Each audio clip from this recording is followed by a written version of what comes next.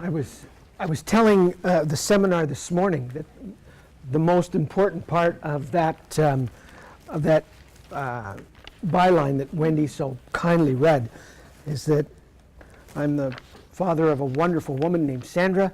I have 3 great daughters. I have 2.5 sons-in-law, and I have 1 and 3 and a 1 3/4 grandchildren. Well, it's good. It's good to be with you this afternoon, and we're going to look at the idea of what does it mean to understand your neighborhood. Now, the purpose of this, if we can put this as succinctly as possible, is we're going to look at how do Canadian neighborhoods, but for our purposes, because we're Montrealers or Quebecers, what does a borough look like? How does a borough work? And so we're going to look at that, but the purpose here is not to become urban geographers. Okay?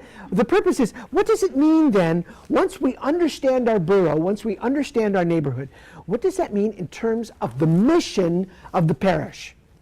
And so we're going to try and work those two things together, both understanding context and then developing strategies and initiatives from the parish that engage the realities of our neighborhoods. This subject has really good biblical roots.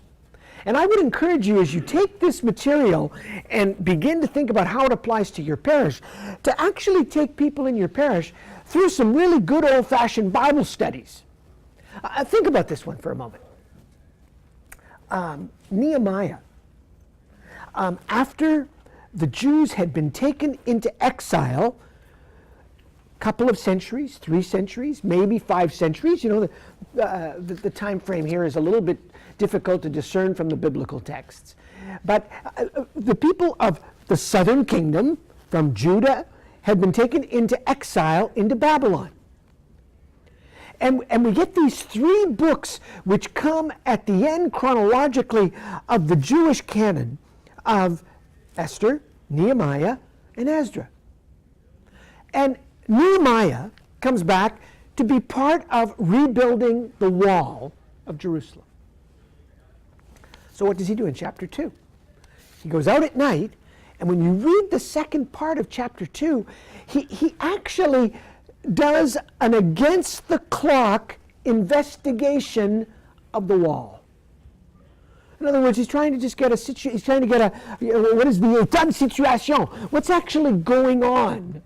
And then he comes back and he works with the community for the reconstruction of the wall. Think about that little book called Jonah. It's a wonderful book. Jonah is called to go from Israel and Palestine to Nineveh.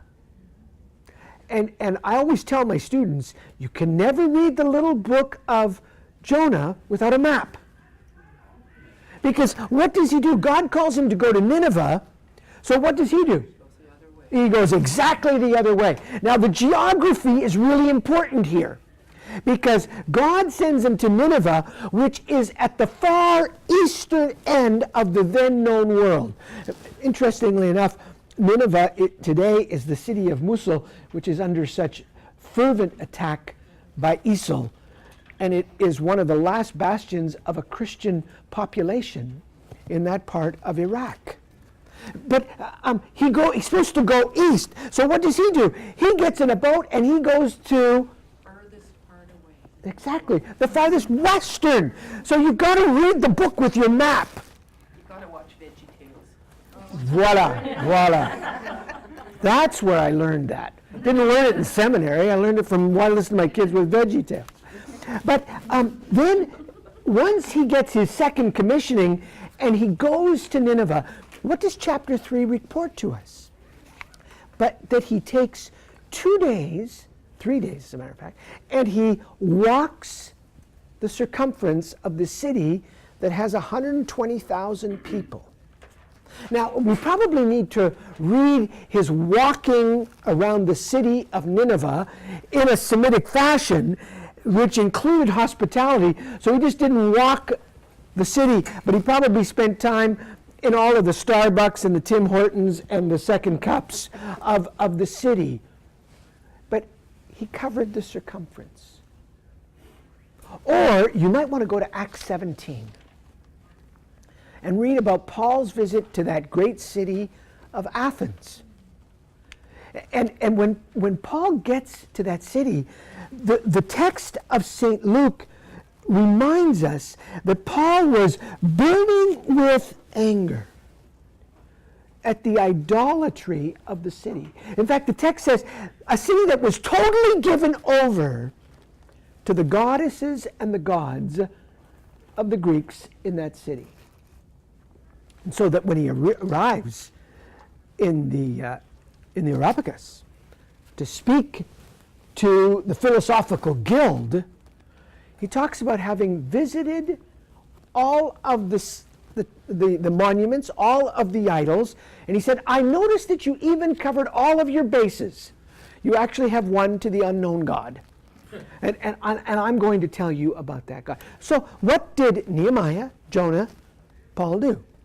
They spent time informing themselves of their context before they engaged in what you and I would call mission. And today, that's what I want to look at. What does it actually mean? It means for us to understand our neighborhoods and to engage them in mission. I'd like to take the first part of this seminar, and I want to work in three movements. In a first movement, I want to talk about the two important themes that are an essential part of doing this. In a second movement, I want to talk about why we do it. What's the vision? And then I want to conclude, before we get into some questions and some interaction, I want to tell you a story about how this is actually being done. And I want to show you some resources that would be available for you to do this. But I think what will be most important is that we have some time to interact on the material. Let me just preface this by saying that as Canadians, we are a privileged people when it comes to this subject. Because as Canadians, I don't need to tell you this, you know this, we love to study ourselves. Census Canada is one of the largest departments of the federal government. Canadians spend more money and do more census data and social tracking than any other country in the world.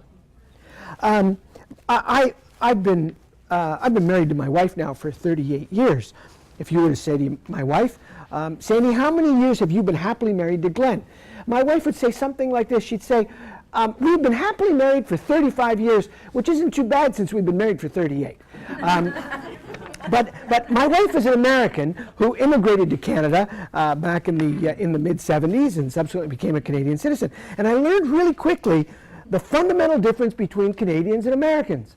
Americans act and don't think. Canadians think and don't act.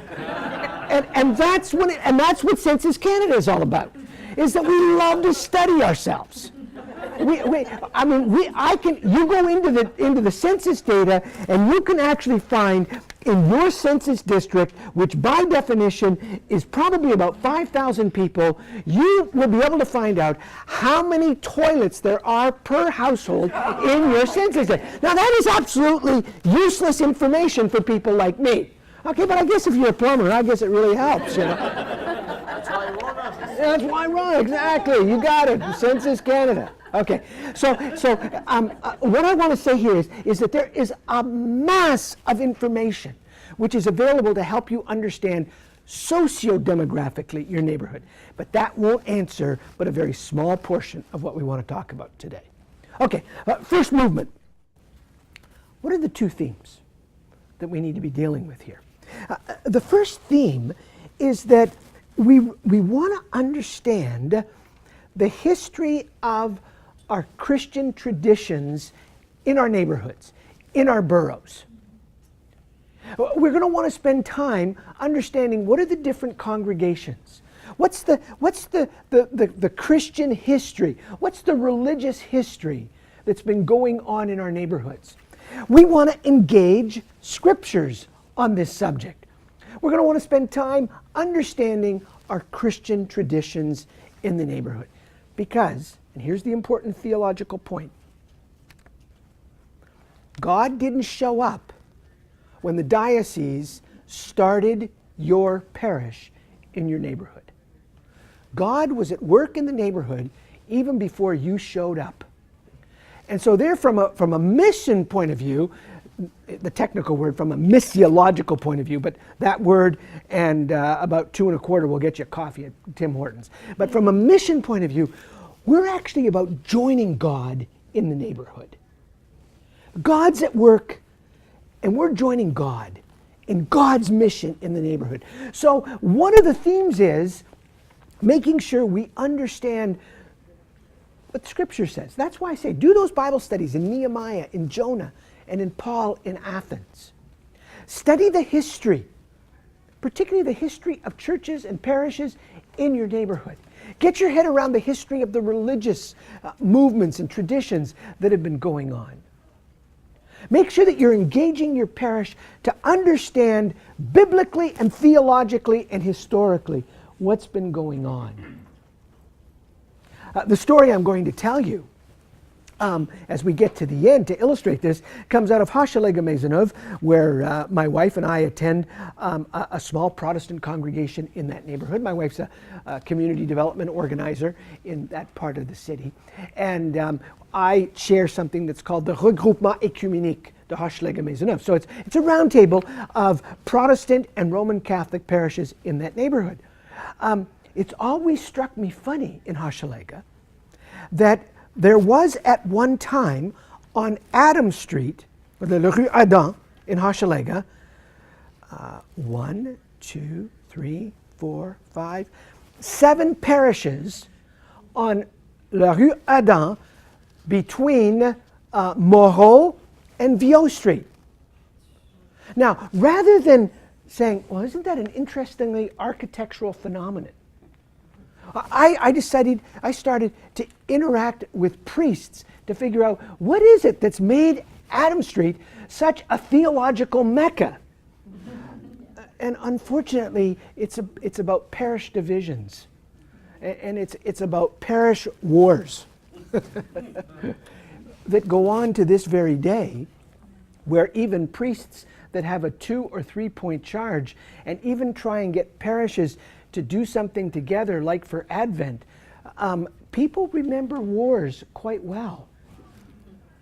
But you need to know that, because then if you want to engage in mission in the borough, you got to get ready to maybe do some conflict resolution and some peace mediation, not between Catholics and Protestants or Protestants and Muslims, but maybe between Très Saint Rédempteur and Sainte Nativité.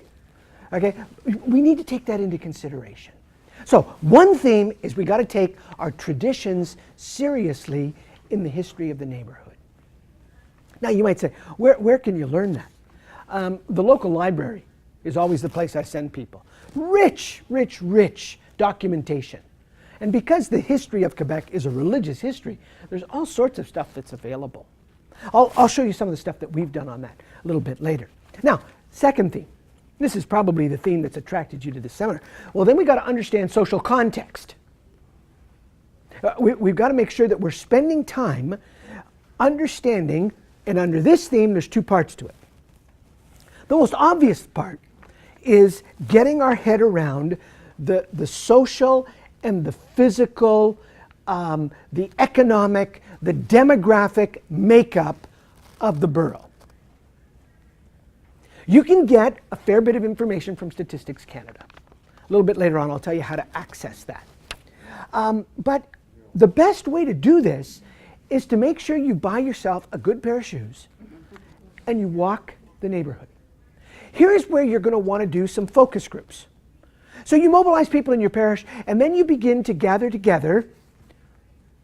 You begin to gather together groups like single moms. And you're going to want to ask them 3 questions.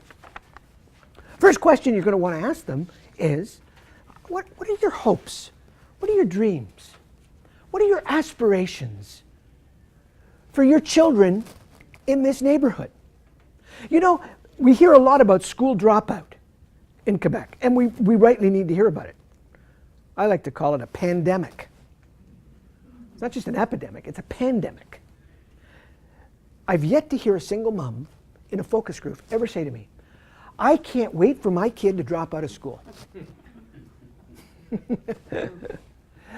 When you ask and you start off with the question, what are your dreams? What are your aspirations? What are your hopes? What do you dream about for your kids in this neighborhood? You begin to get them to evaluate, to appreciate the neighborhood. The biggest mistake people make, hear me out on this one, the biggest mistake people make in understanding their neighborhood is they always start off with the question, what are the needs in this neighborhood? Don't go there. For this simple reason. There's always going to be needs. It's just always going to be there. Start off with aspirations. Start off with hopes. Start off with dreams. Get people to think a little bit about what could life actually look like. Then you ask them, what are some of the obstacles that you run into in your neighborhood? What are some of the potholes? Now, physical ones, yes. Okay. But what are some of the economic potholes? What are some of the social potholes? Are there any health potholes? When you begin to do these focus groups, think of any time. When we do focus groups at Christian Direction, where I work, we work with single mothers. We work with reconstituted families. We do focus groups with kids. Those are the best. Those are the best. Kids love focus groups. And they talk about it. You bring different people groups together in the neighborhood. So what are your dreams and aspirations? What are the obstacles? And then the third question is, how do we overcome those obstacles? Now, when you get to that third question, and you begin to do some of these focus groups, all of a sudden you begin to hear kids have got ideas on how to overcome obstacles that are very similar to what the business community says, to what maybe single moms are saying. And then you begin to say, why don't we get somebody from your group to join with somebody from this other group, and then let's work on these together. And you begin to create synergy. So, second theme, you got to understand social context, and the best way to do it is to walk the neighborhood, interview people, do focus groups, and begin to gather some anecdotal data about your neighborhood. In terms of the actual demographic data that you will need, there's primarily 5 types of data that are going to be important. Now, remember, Census Canada will give you 2,100 lines of information on your borough. I mean, that's a ton of data. But there's basically 5 categories that you need information on. First of all, you will need information about what we call family structures, family cycles. This will be age graphs. This will include single parent families. This will include how many children in the neighborhood. All of this is available, okay? And so you want to understand family cycle. Second thing you're going to want to have is scholastic information. How many people have finished high school? How many people have finished university? You're going to say, well, why is that important? Probably the most important thing under scholastic information that you're going to want to understand is how many people have not finished grade 9, secondary 3. Because according to Literacy Quebec, that's the most primary indicator of illiteracy. people that haven't finished secondary, people who have only finished secondary 2 are often considered functionally illiterate. Now, we won't go there today on that issue. That raises all sorts of questions about how we do education, but that's for another seminar. Okay, I'm talking about functional illiteracy. Now, you're saying, why is that important?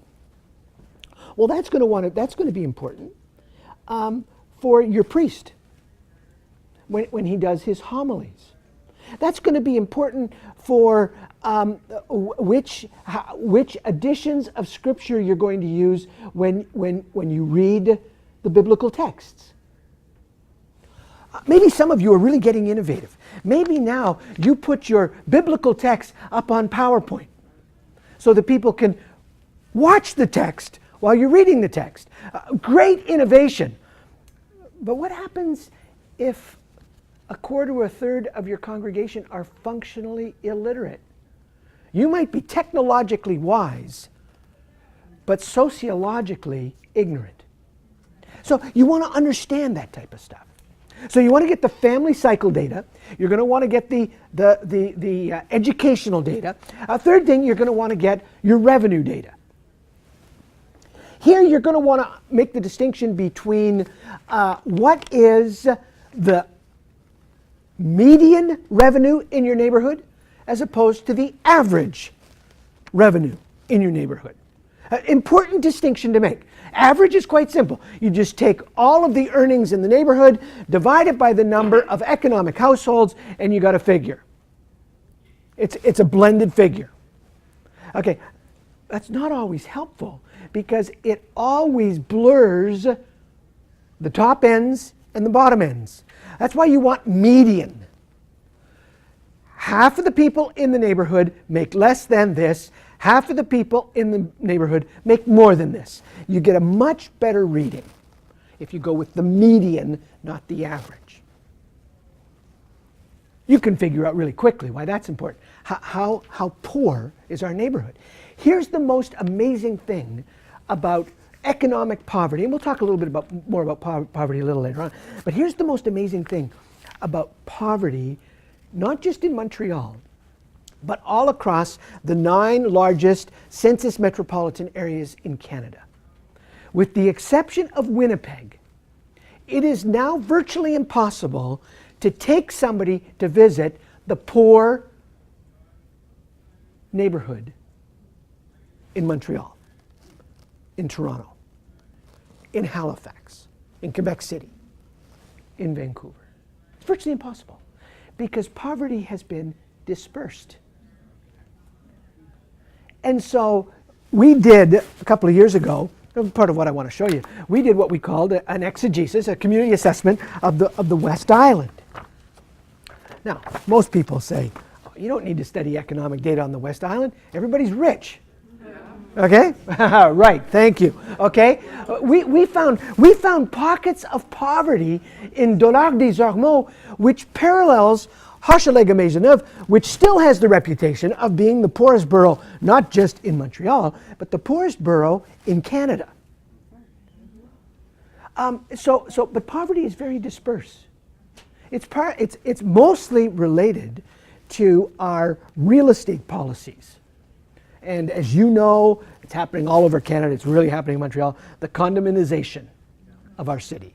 Okay? There's a reason why that's happening. We can get into that later. But anyway, so you want to get your economic data. So family cycle, academic, revenue. Fourth, you want to get your ethnicity data. And particularly in an age of in-migration, you're going to want to understand how the ethnic composition of your neighborhood is changing. Now some of you say, well, we know it's changing. Yeah, but what's changing? What language is spoken at home? Not just what is mother tongue, but what language is spoken at home. And I really insist on that one, particularly in parish engagement in a neighborhood, because when it comes to issues of faith and spirituality, people will learn about God in the language of the heart. And so how do we do that as a congregation in the neighborhood? And then the last piece of data that we're going to want to get is the religious data. Now, the religious data comes out in the census only every 10 years, so it only comes out at the beginning census. So we got it in 2011, we got it in 2001, we got it in 90. We don't get it at the mid-decade census. But that's all right. Now, I always chuckle when I'm with Roman Catholics on religious data, because a lot of them say, well, we don't need to know that. We know everybody's Roman Catholic. I said, no, there's one fundamental reason why Roman Catholics need to get the data in their borough, so that they can get more depressed than they already are.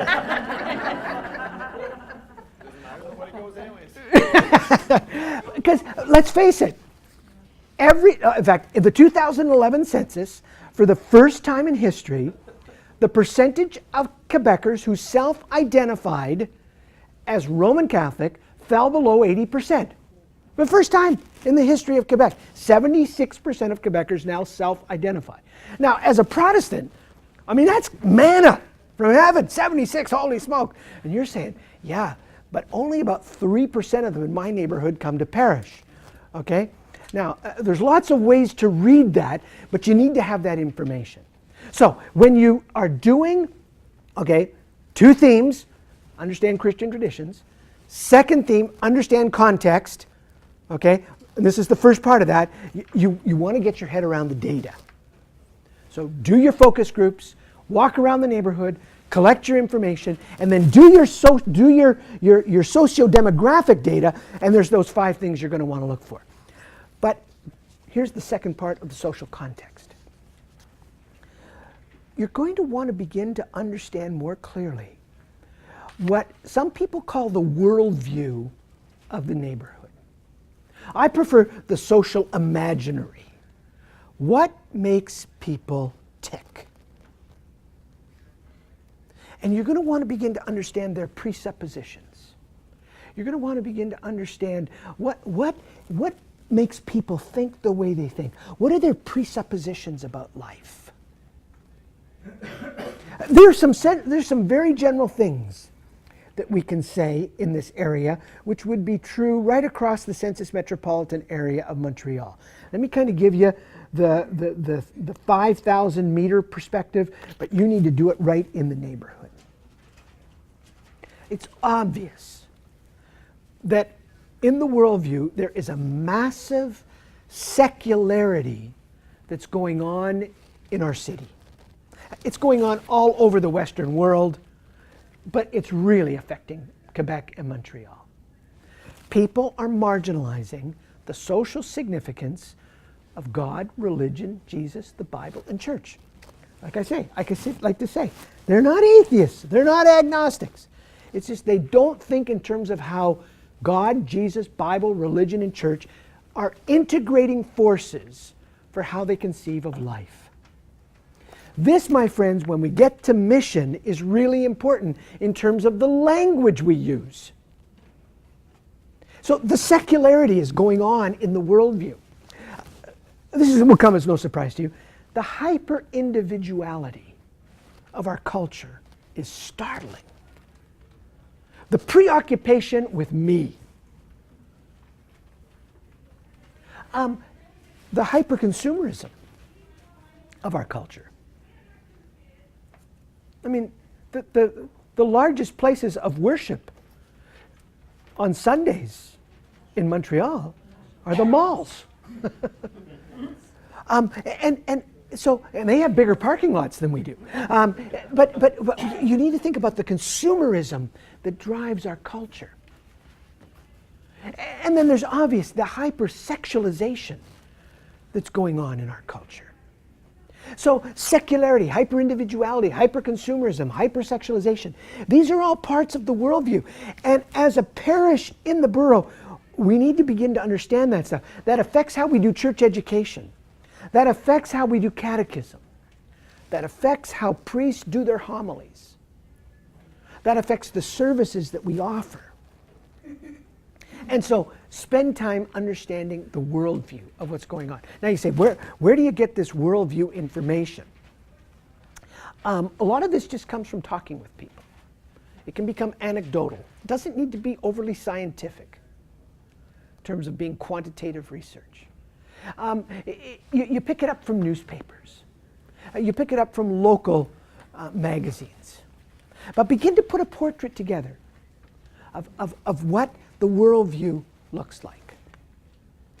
So that's the first movement. We want to understand context, two themes, understand the Christian traditions, but at the same time understand the social context and the details I gave you.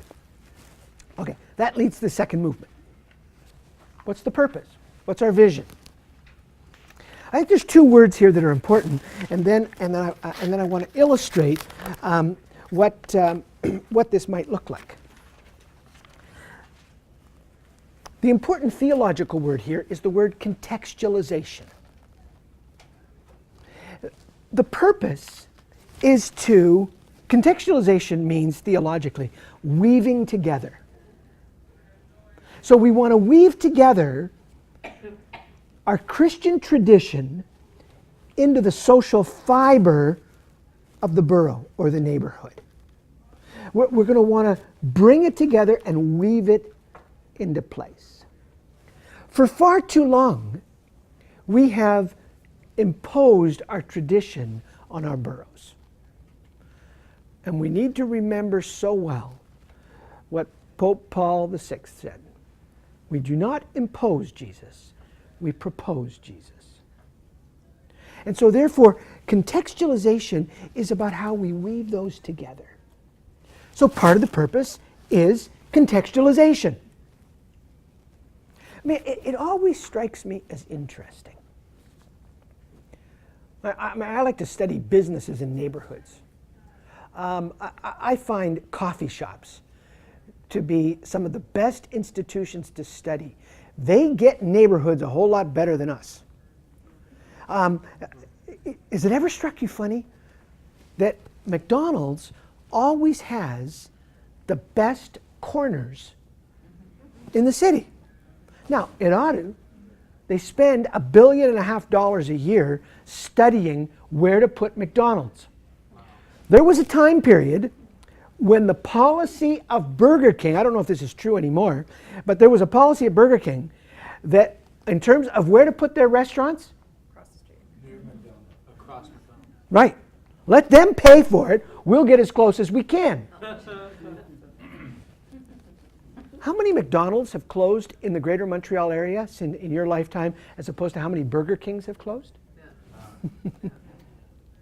If you're going to pay $1.5 billion to get the best corner, it's not the second best corner, it's the best corner. So there's something going on there. So study that. But here's the point I want to make about contextualization. Why is it that coffee shops and McDonald's, without the spirit of the risen Jesus, do better in our neighborhoods than our churches that supposedly are animated by the spirit of Jesus? We need to think about that. They offer with the people. Exactly. So contextualization is part of the vision. The other word, which is a wonderful word in my opinion, maybe gets a little overused, but the vision is transformation. That as followers of Jesus, we're in the transformation business because God in Jesus transformed us. He transforms the people that are part of our parish, but He's also interested in the neighborhood. And He's interested in what I like to call social and spiritual transformation. And so the vision is about social and spiritual transformation. Now, here's what this looks like. Wendy, can I get you to help me? Why don't you go down this side and just hand them out in here? Here, thank you. Yeah, good, okay. I have them in English, but if some of you want a French copy, I brought a little handful of. So, open up this brochure. Okay, you want a French one? Okay. I don't have it in Portuguese. Okay, open this up and turn to the back side of it. Okay?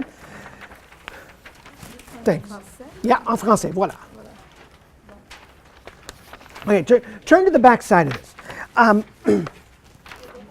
This is a descriptive brochure of Christian Direction, which is the agency that Wendy mentioned that I'm the director of. But here's our best kick at the can on what contextualization and transformation in Montreal might look like. Here's the history of this. When you get a chance to look at this later, you'll see on the other side that the vision of Christian Direction reads like this. We want to see God transform urban communities by the concerted actions of committed Christians. So one day I was in a staff meeting, and I said to my colleagues quite innocently, maybe it wasn't as innocent as I thought, I said, if God did that, like if God used the concerted actions of committed Christians to transform the census metropolitan area of Montreal, what would it look like? And there was dead silence in the room for about 45 seconds, and there's never dead silence in a staff meeting with my colleagues. And then one of my colleagues said, man, that's a good question. And that set us on a process. Focus groups, dialogue sessions, meetings with Protestant pastors, with Roman Catholic priests, with lay leaders, business leaders, kids. And what we came up with was what we call the 12 indicators of a transformed city. Now, here's what this looks like. Underneath what's obviously a city scope, okay, that's a city scope if you look at it, but underneath it is what I call the subway system. The blue line, the yellow line, the brown line, and the green line. Okay? So the blue line represents local parishes that are committed to reconciliation. They live out reconciliation together. They move into the urban community in evangelization and service. They go into society to pursue justice and forgiveness. But they're deeply aware that as followers of Jesus, we're stewards of creation. As I like to tell my students in my theology classes, when God sees a polluted St. Lawrence River, it makes him cry because it's not our St. Lawrence River, it's his. We're stewards of creation. So then what we did is we did all of our data, and as we analyzed, we came up with 12 indicators. So there's obviously outcome-based thinking here. 12 indicators of what a transformed city would look like. Okay, let's just look at some of them. Okay, number one, we just said there needs to be an increasing number of churches that are actively involved in the spiritual transformation of their city regions. There's just not enough of them. Now, those congregations can be home groups, they can be Bible study groups, they can be youth groups at McGill University or Dawson College, but we just need to see an increasing number of congregations that are committed not just to being parish inside the church, but are going to engage their communities. And when we said we want to see the people of God animated by a passionate spirituality involved in concrete acts of reconciliation and justice for the welfare of the city. So we don't just need more churches that are going to be involved in it, but we need to see more lay people that are committed to concrete acts of reconciliation and justice for the social and spiritual welfare of the city. So that said, that's where it needs to start. And then we said in terms of Christian witness and service, okay, here are 5 things that need to take place. So we talked about churches partnering together, that's number 3. We talked about equality and equity in a various number of things. Number 5 was about families and kids. Number 6 is about health, indicators about mental health and decreasing suicide rate. And then number 7, we've actually, this is a second run at this, we just added this past year. We said, hey, if God's going to transform Montreal, then we need to see more integrity in the public sphere of Quebec society. Ring a bell? You know, if God's going to change Montreal, that's got to change. Okay, so then we said in terms of justice and forgiveness in society, so there's got to be more opportunities, institutional opportunities for the most vulnerable.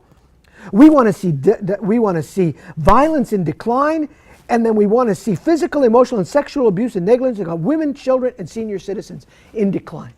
The numbers on some of this stuff are just are horrific. When you think about suicide, and you think about boys 16 to 20, young males 21 to 25, and women 46 to 50, we have the highest suicide rates in the world for those three age cohorts. If God's going to transform our city, our God is for life, then we're going to see those things change. And then we said, just in terms of stewardship, we want to see beautiful cities. We want to see artistic expressions that are valorized. We want to see reduction in pollution and a better wholesome environment. And so what we said, here's the vision. We want to see contextualization, and we want to see transformation, and maybe this is what it might look like. So there are parishes that use these 12 things as prayer requests. And so when the parish meets, okay, whether it be on Saturday or Sunday or in parish meetings, they pray for these things. Other churches say, wait a minute, this is something that's really going on in our neighborhood. We're going to work together with other churches, and we're going to try and see something change. There's an ecumenical roundtable that meets here in downtown Montreal. So it includes the priests from Mary Queen of the World. It includes the Protestant parishes. And they have really taken number 5 to heart, because they see the number of kids that are dropping out of schools and the lack of educational opportunities downtown. And so they work with a center, which is right over here at Pierce and St. Catherine. And they're involved in combating school dropout right here in downtown Montreal. So this can have multiple usages. Okay, that then leads to my third movement. Let me just tell you a little story here. And this comes from my wife's neighborhood, where she works out on the west side of the east side of the city. Part of the services that I didn't bring this one along because it's in French, but we at Christian Direction, Wendy has seen these. We produce what we call these things an exegesis of a city. We've actually, in English, we've got 6 of these. We've done one on the West Island, one for Ville Saint-Laurent, one for Little Burgundy, one for downtown Montreal, Ville-Marie, one for Verdun, and then we've done one on the arts community. We've developed a methodology which includes 20 steps on how to systematically take what I've talked about today and do it step by step. And then we gather the information and we produce one of these studies. The first one we ever did was for Hochelaga Maisonneuve. It was really well done. 3 university students over the summer put it together. We then brought churches, we brought elected officials, we brought bureaucrats together. We gave them a copy of it. It led the congregations in the neighborhood to ask the obvious question: what are we going to do about this? Because a study like this, it tells you where the white space is, where nothing's being done. And so churches then begin together to say, let's come together and do things. So we created this regroupement écuménique de Hochelaga Maisonneuve. Here's been the fun thing about this regroupement. It's small, it struggles, it goes through all of the conniptions of parish priests being transferred out of the area, new ones coming in, takes a couple of years to integrate, pastors retire, lay people don't have enough time. But it kind of hobbles along and it does its work. When in Hochelaga, there are between Moreau, which is the train line, and Viau, the Olympic Stadium, and the river. In that part of the borough live 50,000 people. In our exegesis, we discovered there were 200 federally, provincially, and municipally funded social service agencies. I mean, it's a veritable industry. So as churches, we looked at that, and the first thing we decided is, we're not going to start anything. Why start something? But what we're going to do is we're going to train our parishioners to be volunteers in these centers. Because one thing we discovered in the assessment was there's a dying for people. And if there's one thing that we as Christians are good at, is we're just good at talking with people. We know how to befriend people. So we started mobilizing volunteers. We discovered that although there was some after-school work for kids that were at risk of dropping out of school, it was very punctual. So with a social service agency and working with the Les Sœurs de la Congrégation de Notre-Dame, we worked and developed an outreach for kids in a local high school where they could come and hang out, get after-school help. These kids subsequently started their own little small business. They sell fine chocolate. Great way to break the cycle of intergenerational poverty. The churches all came together and started a summer camp. They found that there was nothing in the neighborhood that offered arts and music education for kids during the summer. If any of you are familiar with the work of Malcolm Gladwell, Tipping Point, David and Goliath books, Gladwell makes this point. He said, kids from poor neighborhood don't get behind in their education from September to June.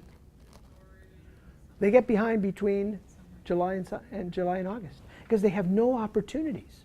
And you accumulate that over several years, and there's where you get a dropout problem. So we started an arts and music summer camp, 6 weeks. And then the big thing we did is every 24th of December, we offer a really, really nice sit-down meal for single-parent families and people living alone. And all the churches come together, and they do it together. It's been, you know what the most amazing thing is that for far too long, the church has marginalized itself in Hochelaga. It's either happened intentionally or happened passively, but it's happened. But now all of a sudden the churches together are welcomed at the table. They're seen as equal partners in the process. And I tell that as a story just to say it's possible to engage your neighborhood in fresh ways and begin to see God transform your neighborhood. Now, let's get into some dialogue. Let me just tell you a couple things that would be available. These exegesis, as we call them, these community assessments are available from Christian Direction. We sell them either in print or in electronic form for $15. If you want to have a copy of any of the ones I mentioned to you, there's a card in your thing. Just give me your name and your phone number or your address, and we'll get in touch with you and get it to you. There's also an article. Wendy actually reminded me about it. There's an article that I have published in a book on mission in Canada, and it's called Reading Your Canadian Community, and it has the 20 steps in it.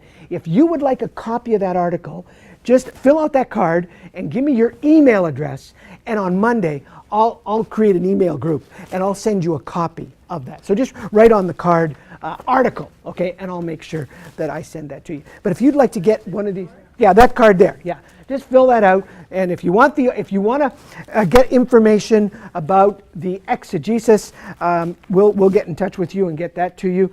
And if you want the article, just write article on the top of your card and give it to me, and on Monday I'll send that out to you. Okay, we've got plenty of time for some questions, some interaction. Maybe something wasn't clear. Maybe I said something too quickly.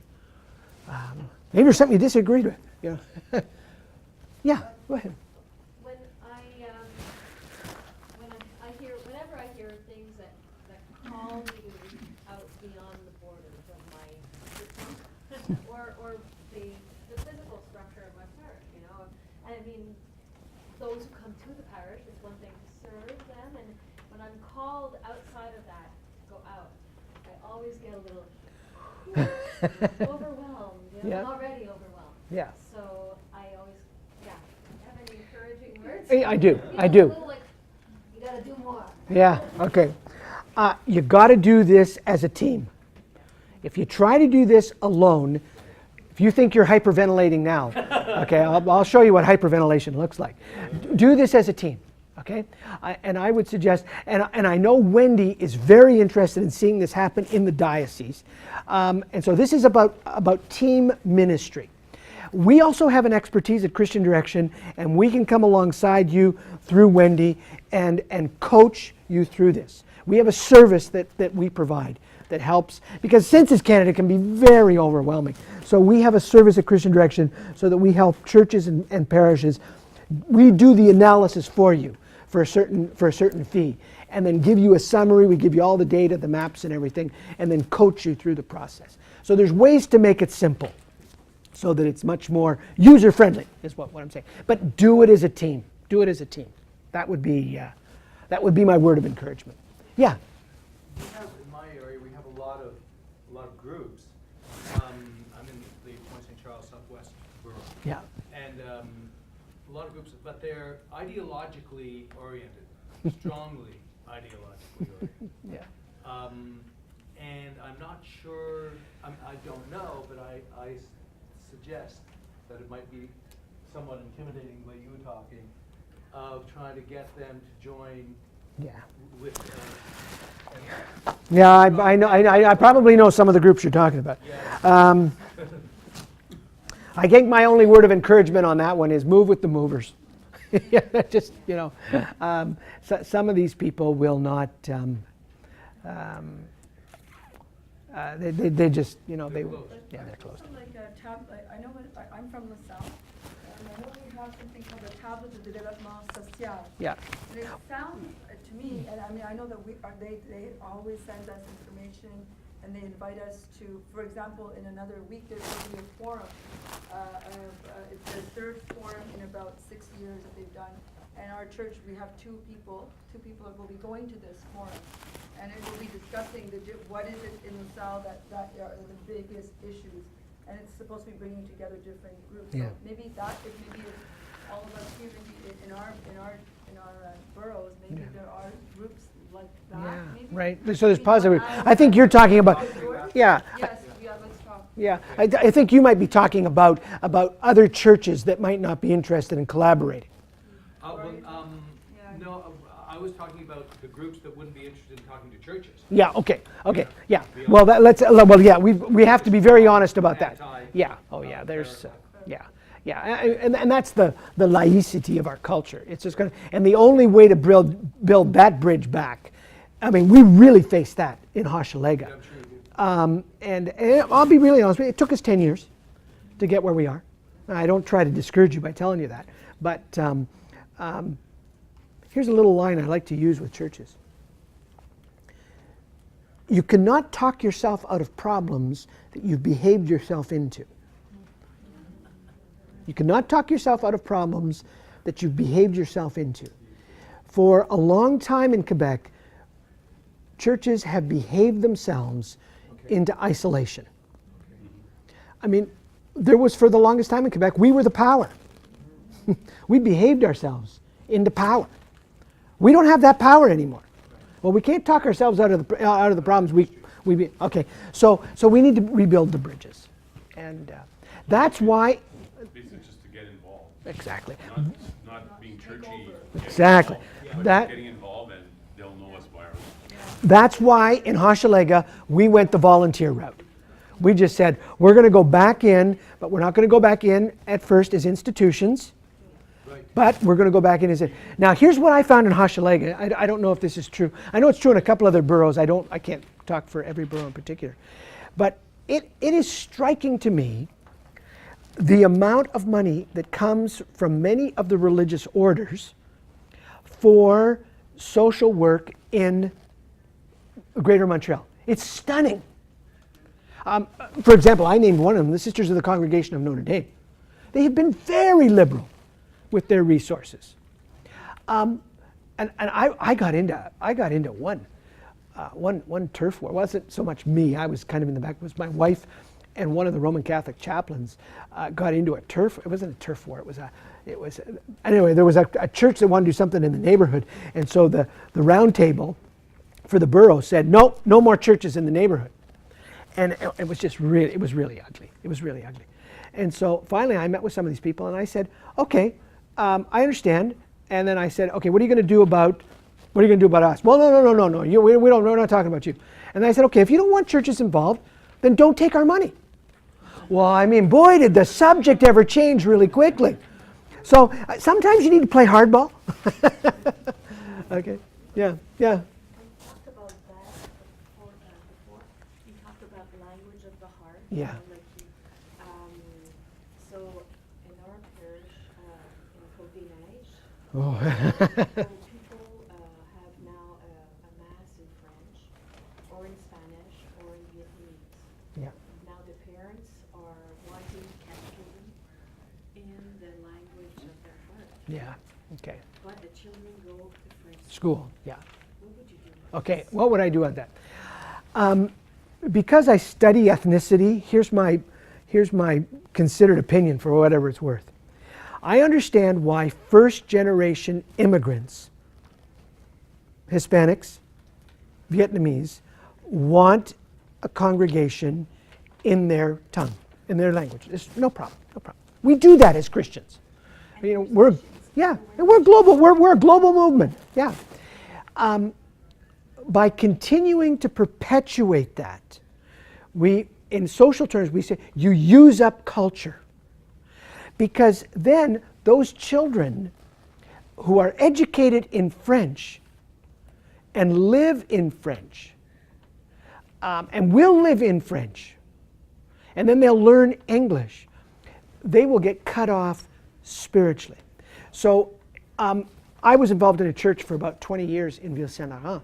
We had a large Cambodian congregation. It was basically immigrants from the Holocaust in Cambodia. So we started a Cambodian church. When this issue came up, we said, no, for us in Protestant church, no Sunday school in Khmer. We'll plan our Sunday school at the same time you're having your service. So there's a Khmer service, a French service, and then a French Sunday school. And that way the children were being integrated religiously into faith in the language of school. And it worked fine.